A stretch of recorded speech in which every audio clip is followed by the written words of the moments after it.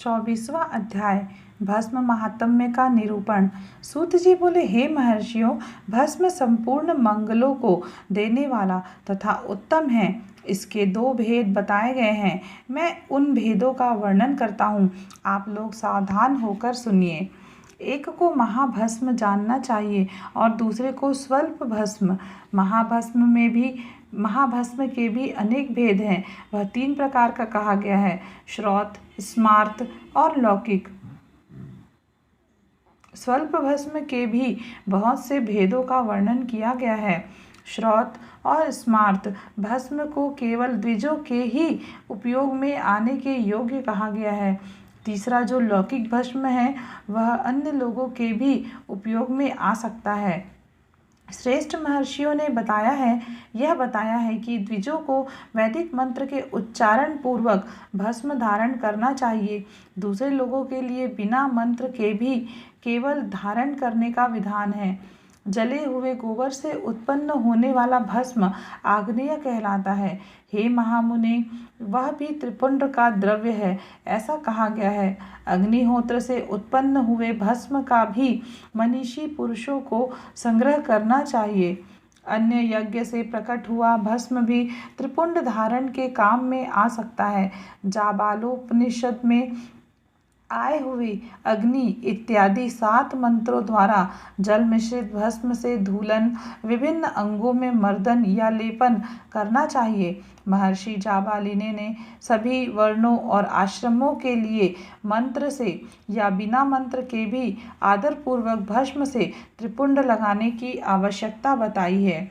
समस्त अंगों में सजल भस्म को मलना अथवा विभिन्न अंगों में तिरछा त्रिपुंड लगाना, इन कार्यों को मोक्षार्थी पुरुष प्रसाद से भी न छोड़े, ऐसा श्रुति का आदेश है। भगवान शिव और विष्णु ने भी तिर्यक त्रिपुंड धारण किया है। अन्य देवियों सहित भगवती उमा और लक्ष्मी देवी ने भी वाणी द्वारा इसकी प्रशंसा की है। ब्राह्मणों, क्षत्रियों, वैश्यों, शूद्रों, वर्ण संकरों तथा जाति भ्रष्ट पुरुषों ने भी उद्वलन एवं त्रिपुंड के रूप में भस्म को धारण किया है। जो लोग श्रद्धापूर्वक शरीर में भस्म का उद्वलन अर्थात लेप तथा त्रिपुंड धारण करने का आचरण नहीं करते हैं, उनमें वर्णाश्रम समन्वित सदाचार की कमी है। जिसके द्वारा श्रद्धापूर्वक शरीर में भस्म लेपन और त्रिपुंड धारण का आचरण नहीं किया जाता है, उनकी विनिर्मुक्ति करोड़ों जन्मों में भी संसार से संभव नहीं है। जो श्रद्धापूर्वक शरीर में भस्म लेप और त्रिपुंड धारण का आचार पालन नहीं करते हैं, उन्हें 100 करोड़ कल्पों में भी शिव का ज्ञान प्राप्त नहीं हो सकता है। जो श्रद्धापूर्वक भस्म लेप तथा त्रिपुंड धारण नहीं करते हैं, वे महापातकों से युक्त हो जाते हैं, ऐसा शास्त्रों का निर्णय है। जो श्रद्धापूर्वक भस्मोद्दोलन तथा त्रिपुंड धारण नहीं करते हैं, उन लोगों को संपूर्ण आचरण विपरीत फल प्रदान करने वाला हो जाता है। हे मुनियों, जो महापातकों से युक्त और समस्त प्राणियों से द्वेष करने वाले हैं, वे ही त्रिपुंड धारण तथा भस्मोद्वलन से अत्यधिक द्वेष करते हैं। जो आत्मज्ञानी मनुष्य शिवाग्नि अग्निहोत्र का कार्य करके त्रयायुषम जमदग्निः इस मंत्र से भस्म का मात्र स्पर्श ही कर लेता है, वह समस्त पापों से मुक्त हो जाता है। जो मनुष्य तीनों संध्या कालों में श्वेत भस्म के द्वारा त्रिपुंड धारण करता है, वह समस्त पापों से मुक्त होकर शिव सानिध्य का आनंद भोगता है। जो व्यक्ति श्वेत भस्म से अपने मस्तक पर त्रिपुंड धारण करता है, वह अनादि भूत लोकों को प्राप्त कर अमर हो जाता है। बिना भस्म स्नान किए षडक्षर अर्थात ओम नमः शिवाय मंत्र का जप नहीं करना चाहिए। विधि पूर्वक भस्म से त्रिपुंड धारण करके ही इसका जप करना चाहिए। दयाहीन, अधम, महापापों से युक्त, उपपापों से युक्त मूर्ख अथवा पतित व्यक्ति भी जिस देश में नित्य भस्म धारण करते रहते हैं, वह देश सदैव संपूर्ण तीर्थों और यज्ञों से परिपूर्ण ही रहता है। त्रिपुंड धारण करने वाला पापी जीव भी समस्त देवों और असुरों के द्वारा पूज्य है। यदि पुण्यात्मा त्रिपुंड से युक्त है तो उसके लिए कहना ही क्या। भस्म धारण करने वाला शिव ज्ञानी जिस देश में स्वेच्छया चला जाता है, उस देश में समस्त तीर्थ आ जाते हैं। इस विषय में और अधिक क्या कहा जाए। विद्वानों को सदैव भस्म धारण करना चाहिए एवं लिंगार्चन करके षडक्षर मंत्र का जप करना चाहिए। ब्रह्मा, विष्णु, रुद्र, मुनिगण और देवताओं के द्वारा भी भस्म धारण करने के महत्व का वर्णन किया जाना संभव नहीं है।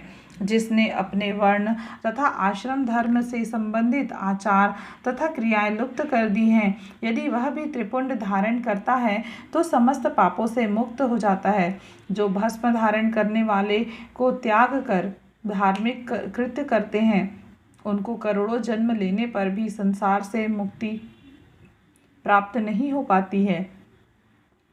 जिस ब्राह्मण ने भस्म से अपने सिर पर त्रिपुंड धारण कर लिया है, उसने मानो गुरु से सब कुछ पढ़ लिया है और सभी धार्मिक अनुष्ठान कर लिए हैं। जो मनुष्य भस्म धारण करने वाले को देखकर उसे कष्ट देते हैं, वे निश्चित ही चांडाल से उत्पन्न हुए हैं। ऐसा विद्वानों को जानना चाहिए।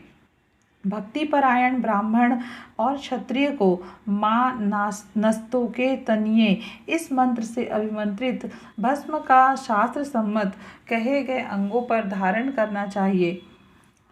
वैश्य त्र्यंबकम यजामहे इस मंत्र से और शूद्र शिवाय नमः इस पंचाक्षर मंत्र से भस्म की अभिमंत्रित कर धारण करे। विधवा स्त्रियों के लिए भस्म धारण की विधि शूद्रों के समान कही गई है। 5 ब्रह्मादि मंत्रों से अभिमंत्रित भस्म के द्वारा गृहस्थ त्रिपुंड धारण करे। ब्रह्मचारी त्र्यंबकम यजामहे इस मंत्र से अर्थात भस्म को अभिमंत्रित करके और वानप्रस्थी अघोरेभ्यो अथ इस मंत्र से भस्म को अभिमंत्रित करके त्रिपुंड धारण करे। किंतु यति अर्थात सन्यासी प्रणव के मंत्र से भस्म को अभिमंत्रित करके त्रिपुंड धारण करे। जो वर्णाश्रम धर्म से परे है, वह शिवो अहम इस भावना से नित्य त्रिपुंड धारण करे। और जो शिव योगी है, वह ईशान सर्व विद्यानाम इस भावना को करता हुआ त्रिपुंड धारण करे। सभी वर्णों के द्वारा भस्म धारण करने के उत्तम कार्य को नहीं छोड़ना चाहिए। अन्य जीवों को भी सदा भस्म धारण करना चाहिए, ऐसा भगवान शिव का आदेश है। भस्म स्नान करने से जितने कण शरीर में प्रवेश करते हैं, उतने ही शिवलिंगों का वह धारक अपने शरीर में धारण करता है। ब्राह्मण, क्षत्रिय, वैश्य, शूद्र, वर्ण संकर, स्त्री अर्थात सधवा स्त्री, विधवा, बालक, पाखंडी, ब्रह्मचारी, गृहस्थ, वानप्रस्थी, सन्यासी, व्रती और सन्यासिनी स्त्रियां, ये सभी भस्म के त्रिपुंड धारण के प्रभाव के द्वारा मुक्त हो जाते हैं, इसमें संशय नहीं है। जैसे ज्ञानवश या अज्ञानवश धारण की गई अग्नि सबको समान रूप से जलाती है, वैसे ही ज्ञान या अज्ञानवश धारण किया गया भस्म भी समान रूप से सभी मनुष्यों को पवित्र करता है। भस्म और रुद्राक्ष धारण के बिना जल अथवा अन्न का अंश मात्र भी नहीं खाना चाहिए। गृहस्थ, वानप्रस्थ, सन्यासी और वर्ण शंकर जाति का व्यक्ति यदि भस्म एवं रुद्राक्ष को धारण किए बिना भोजन करता है, तो वह मात्र पाप ही खाता है और नरक की ओर प्रस्थान करता है। ऐसे समय में उक्त वर्ण धर्मों का वह व्यक्ति गायत्री मंत्र के जप से तथा यति अर्थात सन्यासी मुख्य प्रणव मंत्र के जप से प्रायश्चित करके मुक्ति प्राप्त कर सकता है। जो त्रिपुंड की निंदा करते हैं वे साक्षात शिव की ही निंदा करते हैं, और जो त्रिपुंड को धारण करते हैं वे साक्षात उन्हीं शिव को ही धारण करते हैं। भस्म रहित भाल को धिक्कार है, शिवालय शिव मंदिर सहित ग्राम को धिक्कार है, शिवार्चन से रहित जन्म को धिक्कार है, और शिव ज्ञान रहित विद्या को धिक्कार है। जो लोग तीनों लोकों के आधार स्वरूप महेश्वर भगवान शिव की निंदा करते हैं और त्रिपुंड धारण करने वाले की निंदा करते हैं, उनको तो देखने से ही पाप लगता है। वे वर्ण संकर, सुअर, असुर, खर अर्थात गधा, स्वान अर्थात कुत्ता, कोष्टु अर्थात सियार तथा कीड़े मकोड़े के समान ही उत्पन्न होते हैं, और उन नरकगामी व्यक्तियों का यह जन्म मात्र पाप करने के लिए ही होता है।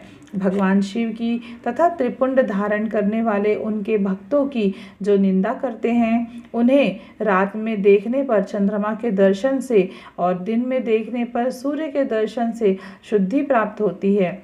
मात्र इतना ही नहीं, स्वप्न में भी उन्हें देखने से पाप लगता है। अतः स्वप्न में जो उन्हें देखे उसको अपनी शुद्धि के लिए श्रुति में कहे गए रुद्र सूक्त का आदर पूर्वक पाठ करना चाहिए, तभी उससे छुटकारा मिल सकता है। उनसे बात करने से नरक होता है, उस नरक से मुक्ति प्राप्त करना असंभव है। जो भस्म, त्रिपुंड आदि धारण करने वाले पुरुष की निंदा करते हैं वे निश्चय ही मूर्ख हैं।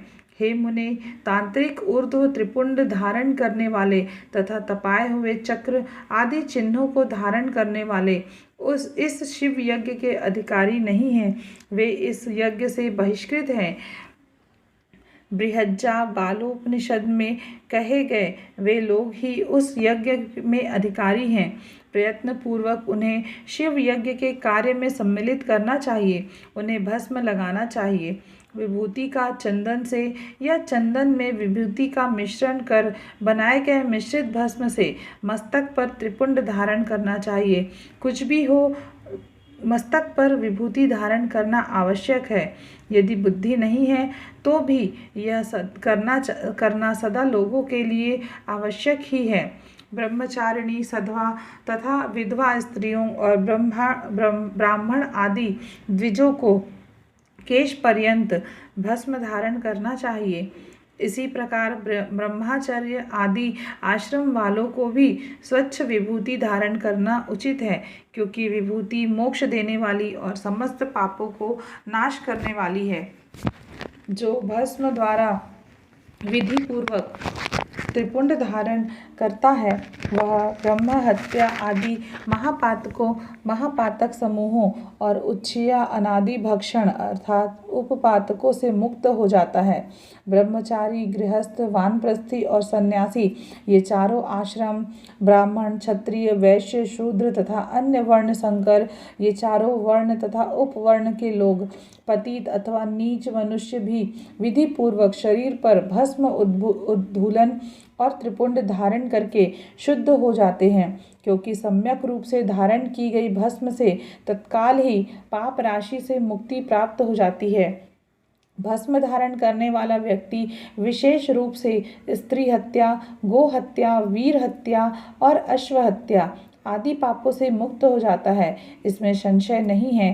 दूसरे के द्रव्य का अपहरण, पराई स्त्री का अभिमर्शन, दूसरों की निंदा, पराए खेत का अपहरण, दूसरे को कष्ट देना, फसल और बाग आदि का अपहरण, घर फूंकना अर्थात जलाना आदि कर्म, नीचों से गाय, सोना, भैंस, तिल, कंबल, वस्त्र, अन्न, धान्य तथा जल आदि का परिग्रह, दास अर्थात मछुआरा, वेश्या, मतंगी अर्थात मतंगी, चांडाली, शूद्रा, नटी, रजस्वला, कन्या अथवा विधवा स्त्रियों से मैथुन, मांस, चर्म, रस तथा नमक का विक्रय, पैशून्य अर्थात चुगली तथा अस्पष्ट बात, असत्य गवाही आदि देना, इस प्रकार से अन्य असंख्य विभिन्न प्रकार के पाप त्रिपुंड धारण करने के प्रभाव से तत्काल ही नष्ट हो जाते हैं।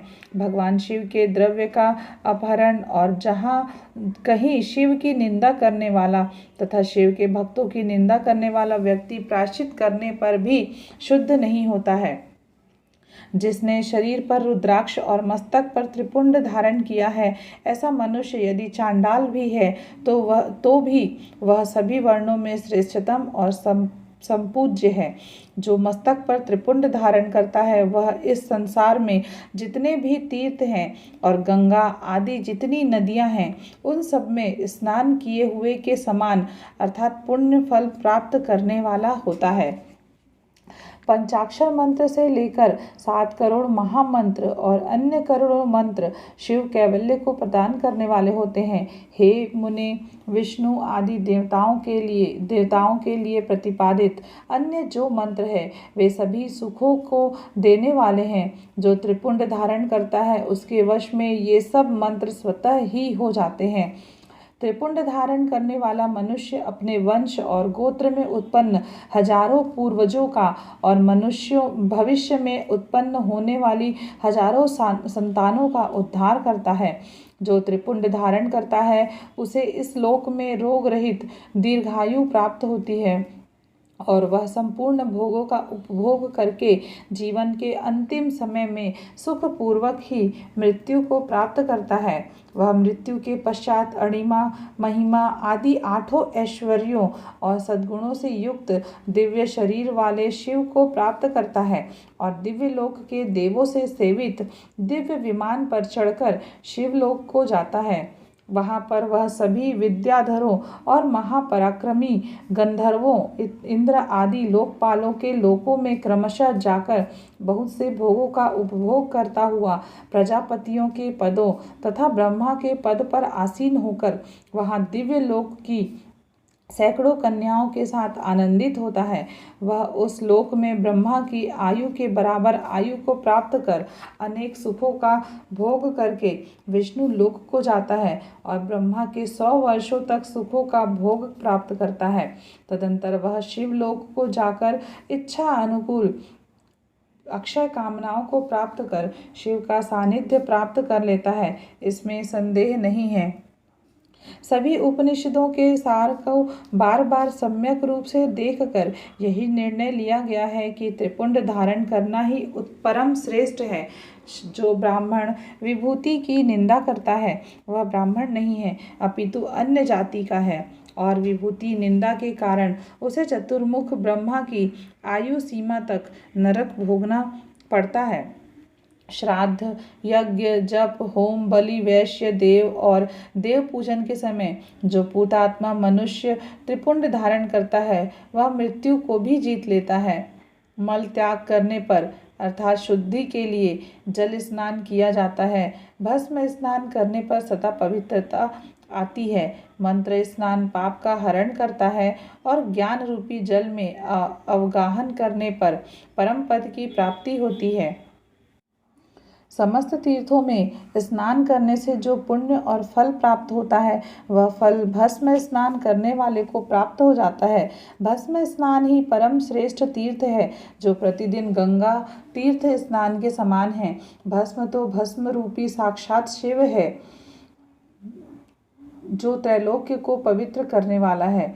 बिना त्रिपुंड धारण किए हुए जो ब्राह्मण स्नान, ध्यान, दान और जप आदि अनुष्ठान कर्म करता है वह न तो स्नान है, न ही ध्यान, न दान और न जप आदि अन्य अनुष्ठित कर्म ही है।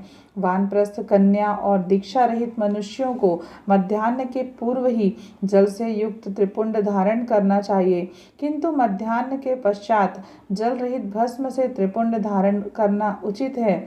इस प्रकार श्रद्धापूर्वक दृढ़ निश्चय वाला जो व्यक्ति नित्य त्रिपुंड धारण करता है उसे ही शिव भक्त जानना चाहिए। उसी को भुक्ति तथा मुक्ति भी प्राप्त होती है। जिसके अंग पर प्रचुर पुण्य देने वाला एक भी रुद्राक्ष नहीं है वह त्रिपुंड से भी रहित है, उसका जन्म लेना व्यर्थ है। इसके पश्चात भस्म धारण और त्रिपुंड की महिमा एवं विधि बताकर सूत जी ने कहा, हे महर्षियों, इस प्रकार मैंने संक्षेप से त्रिपुंड का महात्म्य बताया है। यह समस्त प्राणियों के लिए गोपनीय रहस्य है, अतः आपको भी इसे गुप्त ही रखना चाहिए। मुनिवरों, ललाट आदि सभी निर्दिष्ट स्थानों में जो भस्म से 3 तिरछी रेखाएं बनाई जाती हैं, उन्हीं को विद्वानों ने त्रिपुंड कहा है। भौहों के मध्य भाग से लेकर जहाँ तक भौहों का अंत है, उतना बड़ा त्रिपुंड ललाट में धारण करना चाहिए। मध्यमा और अनामिका अंगुली से 2 रेखाएं करके बीच में अंगुष्ठ द्वारा प्रतिलोम भाव से की गई रेखा त्रिपुंड कहलाती है, अथवा बीच की 3 अंगुलियों से भस्म लेकर यत्नपूर्वक भक्ति भाव से ललाट में त्रिपुंड धारण करे। त्रिपुंड अत्यंत उत्तम तथा भोग और मोक्ष को देने वाला है। त्रिपुंड की तीनों रेखाओं में से प्रत्येक के 9 देवता हैं, जो सभी अंगों में स्थित हैं। मैं उनका परिचय देता हूँ, सावधान होकर सुने। हे मुनिवरों, प्रणव का प्रथम अक्षर आकार गार्हपत्य, अग्नि, पृथ्वी, धर्म, रजोगुण, ऋग्वेद, क्रियाशक्ति, प्रातः सवन तथा महादेव, ये त्रिपुंड की प्रथम रेखा के 9 देवता है। यह बात शिव दीक्षा परायण पुरुषों को अच्छी तरह समझ लेनी चाहिए। हे मुनि श्रेष्ठों, प्रणव का दूसरा अक्षर उकार दक्षिणाग्नि, आकाश, सत्वगुण, यजुर्वेद, मध्याह्न सवन, इच्छा शक्ति, अंतरात्मा तथा महेश्वर, ये दूसरी रेखा के 9 देवता हैं। ऐसी शिव दीक्षित लोगों को जानना चाहिए। हे मुनि श्रेष्ठों, प्रणव का तीसरा अक्षर मकार आवाहनीय अग्नि, परमात्मा, तमोगुण, क्षुलोक, ज्ञान शक्ति, सामवेद, तृतीय सवन तथा शिव, ये तीसरी रेखा के 9 देवता है। ऐसा शिव दीक्षित भक्तों को जानना चाहिए। इस प्रकार स्थान देवताओं को उत्तम भक्ति भाव से नित्य नमस्कार करके स्नान आदि से शुद्ध हुआ पुरुष यदि त्रिपुंड धारण करे तो भोग और मोक्ष को भी प्राप्त कर लेता है। हे मुनीश्वरों, ये संपूर्ण अंगों में स्थान देवता बताए गए हैं। अब उनसे संबंधित स्थान बताता हूँ, भक्ति पूर्वक सुने। 32, 16, 8 अथवा 5 स्थानों में मनुष्य त्रिपुंड का न्यास करे। मस्तक, ललाट, दोनों कान, दोनों नेत्र, दोनों नासिका, मुख, कंठ, दोनों हाथ, दोनों कोहनी, दोनों कलाई, हृदय, दोनों पार्श्वभाग, नाभि, दोनों अंडकोश, दोनों उरु, दोनों गुल्फ, दोनों घुटने, दोनों पिंडली और दोनों पैर, ये 32 उत्तम स्थान हैं। इनमें क्रमशः अग्नि, जल, पृथ्वी, वायु एवं 10 दिक् प्रदेश है, 10 दिक्पाल तथा 8 वस्तुओं का निवास है। धरा, ध्रुव, सोम, आप, अनिल, अनल, प्रत्युष और प्रभास, ये 8 वसु कहे गए हैं। इन सब का नाम मात्र लेकर कि इनके स्थानों में विद्वान पुरुष त्रिपुंड धारण करें अथवा एकाग्रचित्त होकर 16 स्थानों में ही त्रिपुंड धारण करें। मस्तक, ललाट, कंठ, दोनों कंधों, दोनों भुजाओं, दोनों कोहनियों तथा दोनों कलाइयों में, हृदय में, नाभि में, दोनों पसलियों में तथा पृष्ठभाग में त्रिपुंड लगाकर वहाँ दोनों अश्विनी कुमारों शिव, शक्ति, रुद्र, ईश तथा नारद का और वामा आदि 9 शक्तियों का पूजन करें। ये सब मिलकर 16 देवता हैं। अश्विनी कुमार युगल कहे गए हैं। नासत्य और द्रस्त्र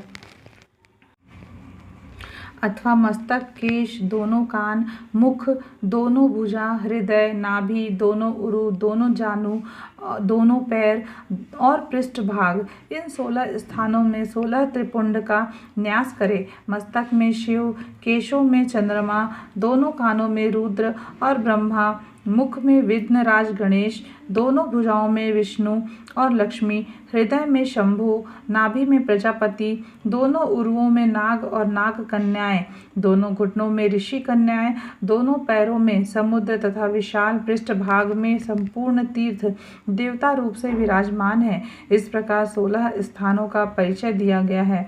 अब 8 स्थान बताए जा रहे हैं। गुह्या स्थान, ललाट, परम, उत्तम, कर्ण युगल, दोनों कंधे, हृदय और नाभि, ये 8 स्थान हैं। इनमें ब्रह्मा और सप्तऋषि, ये 8 देवता बताए गए हैं। हे मुनीश्वरों, भस्म के स्थान को जानने वाले विद्वानों ने इस तरह 8 स्थानों का परिचय दिया है।